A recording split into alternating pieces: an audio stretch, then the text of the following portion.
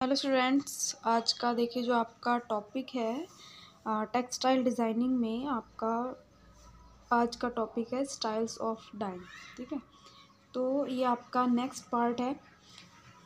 तो देखते हैं पहले कि डाइंग क्या होती है, यानी कि रंगाई। तो रंगाई की क्रिया वस्तु को रंग के घोल में डुबोकर की जाती है। तैयार वस्त्र भी रंग में डुबोकर लिखा गया है रंगे जाते हैं तथा वस्त्र बनाने के पूर्व जब धागे के रूप में ही रहते हैं तब भी उन्हें रंगा जा सकता है। यानी कि जो हम फैब्रिक्स पर या किसी भी चीज़ पर अगर हम डाई करते हैं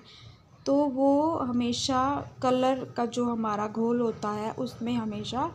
यानी कि पूरे फैब्रिक को डिप करना, यानी कि उसमें अच्छे से डुबो कर के करना। यानी कि जो भी हमारा कलर का पात्र है या जो जिस भी चीज़ में हम डाई कर रहे हैं उसमें फैब्रिक को या किसी भी चीज़ को अगर हम डाई कर रहे हैं तो उसमें उसके घोल में उसे प्रॉपर तरीके से डुबोकर ही डाई की जाती है। तैयार वस्त्र भी डुबोकर रंगे जा सकते हैं तथा वस्त्र बनाने के पूर्व यानी कि फैब्रिक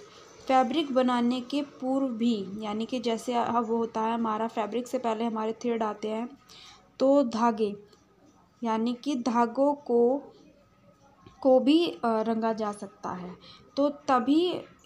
भी उन्हें, यानी कि उन थ्रेड्स को इजीली रंग सकते हैं। उसके बाद हम वीविंग प्रोसेस या फैब्रिक मैन्युफैक्चरिंग कर सकते हैं अथवा उन्हें कच्ची अवस्था यानी कि रो स्टेज में भी रंगा जा सकता है। तो वस्त्र किसी भी अवस्था में रंगा जाए, यानी कि आप कोई भी स्टेज में अगर किसी भी फैब्रिक को रंगते हैं, यानी कि चाहे वो आपका थ्रेड हो तो या आपका फैब्रिक हो, तो जिस भी चीज़ को आप रंग रहे हो विधि जो होती है, यानी कि जो मेथड होता है फैब्रिक को या किसी भी चीज़ को वस्तु को रंगने का, वो वही संपूर्ण वस्त्र को पूरी तरह से डुबोने वाली ही रहती है। यानी कि उसका जो मेथड होता है वो पूरे फैब्रिक को कलर में डिप करके ही आप उस फैब्रिक को रंग सकते हो, तो तभी वो डाइंग कहलाती है। वस्त्र पर रंग का पक्कापन और टिकाऊपन इस बात पर निर्भर करता है जितनी ही प्रारंभिक अवस्था में रंगाई की जाती है उतना ही रंगों को भीतर तक प्रवेश पाना सरल व संभव होता है। यानी कि जितनी ज़्यादा पहली अवस्था में फैब्रिक को रंगा जा सकता है तो जो कलर है वो फैब्रिक के अंदर उतनी ही ईजीली पहुंच पाता है। तो तैयार वस्त्र को रंगना सरल होता है, वह इच्छानुसार या फैशन के अनुसार इनके रंगों में परिवर्तन भी लाया जा सकता है। यानी कि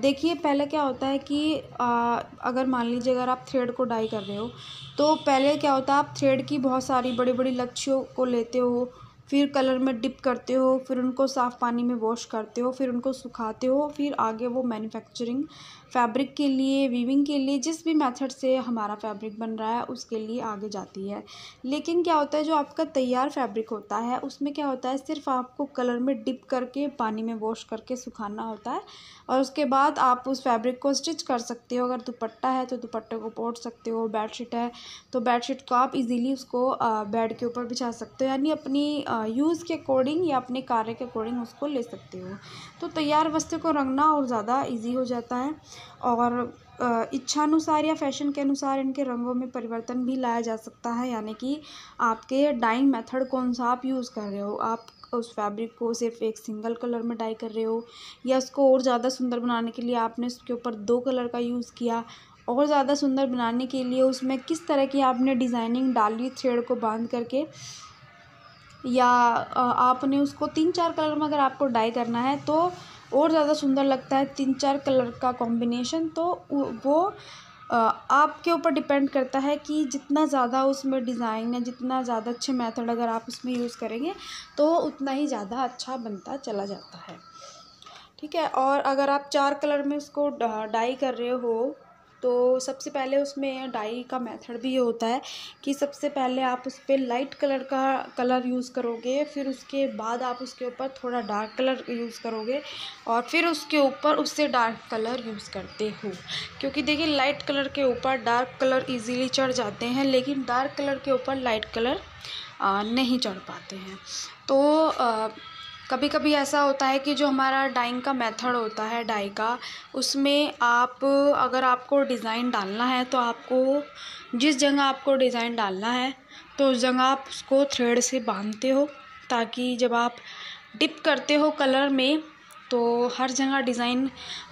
हर जगह फैब्रिक पर कलर आ जाता है और जहाँ पर आपने धागे बांधे हैं वहाँ पर भी कलर आ जाएगा। लेकिन जब आप उन धागों को खोलते हो फैब्रिक वॉश करने के बाद, तो क्या होता है जब वो सूख जाता है तो वहाँ पर कलर नहीं चढ़ता, तो वो आपका डिज़ाइन क्या हो जाता है कि उस जगह यानी उस धागों के नीचे आपका कलर नहीं चढ़ता। तो उससे क्या होता है कि एक फैब्रिक में बहुत अच्छा डिज़ाइन बन के आता है। अगर किसी भी फैब्रिक में डिज़ाइन नहीं चाहिए होता है और फ़िलहाल आपको सिर्फ प्लेन कलर में डाई करना है, तो आप बिना कोई डिज़ाइन डाले भी फैब्रिक को डाई कर सकते हो। अब आता है आपका स्टेज ऑफ डाइंग, या आप कह सकते हो डाइंग मेथड, ठीक है, या कि जो एक तरीके से रंगाई की कौन कौन सी अवस्थाएं होती हैं या कौन कौन सी अवस्थाओं में उनको रंगा जा सकता है, या एक तरीके से आप कह सकते हो कि डाई किन किन मेथड के द्वारा की जाती है। तो पहला इसमें रो स्ट्रोक डाइंग यानी कि रेशो की रंगाई। तो रेशो को यदि कच्ची अवस्था में ही रंगा जाता है तो रंग भीतर तक प्रवेश कर पाते हैं, यानी कि जो मैंने आपको पहले बताया है कि जितनी ज़्यादा प्रारंभिक अवस्था में रंगा जाता है वस्त्र को, उतना ही ज़्यादा रंग पक्का हो जाता है। तो प्रारंभिक अवस्था जो होती है वस्त्र की वो फाइबर होता है, उसके बाद थ्रेड आता है। तो अगर रेशो को रंगा जाता है तो रेशो के अंदर तक कलर जाता है, उसके बाद थ्रेड बनते हैं और उसके बाद आपका फैब्रिक बनता है। तो ट्विस्टिंग जब आप थ्रेड पे डालते हो तो वो जो कलर होता है वो और अंदर तक जाता है, तो कलर का फेड होना या बहुत जल्दी उतर जाना इतना इजी नहीं होता। तो रेशो को यदि कच्ची अवस्था में ही रंगा जाता है तो रंग भीतर तक प्रवेश कर पाते हैं,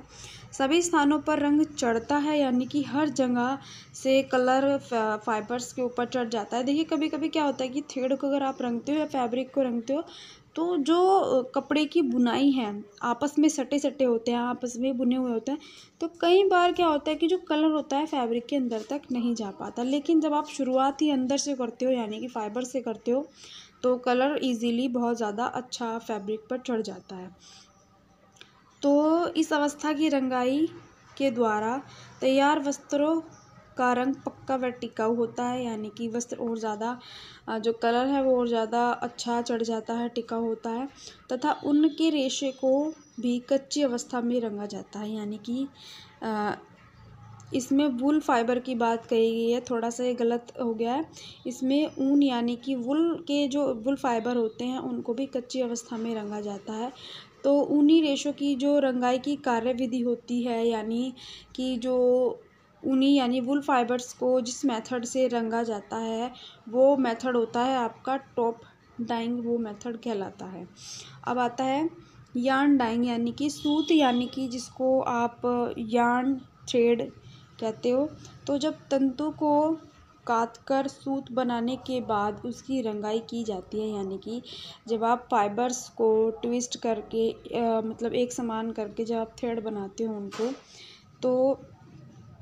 यानी कि उन थ्रेड की अगर रंगाई की जाती है तो इसे सूत रंगाई यानी कि थ्रेड डाइंग या यार्न डाइंग भी कहा जाता है। जब सूत को रंगाई के लिए डुबोया जाता है तो उसे चरखियों पर या लच्छियों के रूप में रखा जाता है। मैं पहले भी बता चुकी हूँ आपको कि थ्रेड बहुत सारी मात्रा में होते हैं, तो उनकी एक लच्छियाँ सी होती हैं, तो उन्हें लच्छियों के रूप में, यानी बहुत सारे खट्टे हमारे यार्न होते हैं, तो उनकी एक लच्छियाँ बना ली जाती हैं। तो लच्छियों के रूप में उन्हें उसमें जो हमारा कलर का पात्र होता है उसमें डिप किया जाता है, ताकि वो अच्छे से हर कलर में डिप हो जाए। और इसलिए कभी कभी इस विधि को लच्छी रंगाई भी कहा जाता है, यानी कि इसमें स्किन डाई भी इसको कहा जाता है। तो स्टूडेंट, जो हमारा ये टॉपिक चल रहा है डाइंग, स्टाइल ऑफ डाइंग, तो इसमें जो आपका आगे का टॉपिक है वो मैं आपको नेक्स्ट वीडियो में बताऊंगी। अभी तक इस वीडियो में आपका टॉपिक है यार्न डाइंग, इसके आगे का टॉपिक नेक्स्ट वीडियो में मैं बताऊंगी।